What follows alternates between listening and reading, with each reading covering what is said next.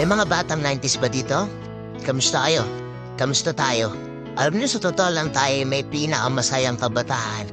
Tayo yung mga kabataan noon na napakababaw ng kaligayahan. Tayo yung mga batang batak sa arawan kahit napagalitan ng magulang okay lang basta maipaglaro sa mga kaibigan.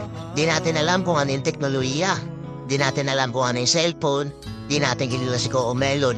Kontento na tayo sa mga laruan natin at sa kung ano yung meron. Tayo yung mga batang halos makompleto natin lahat ng laruan sa Jollibee at McDo. Bumibili tayo ng tig-pipisong laruan baka sakaling may laruan doon sa loob.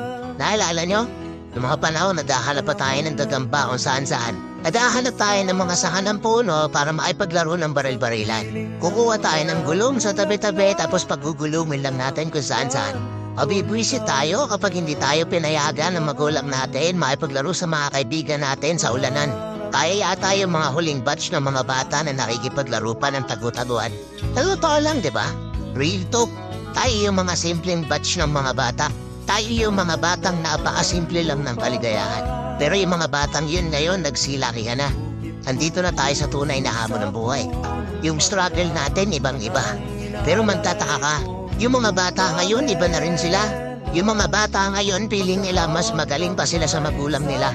Yung mga bata ngayon nagre-rebelde agad kapag hindi na pagbigyan yung mga simpleng gusto nila.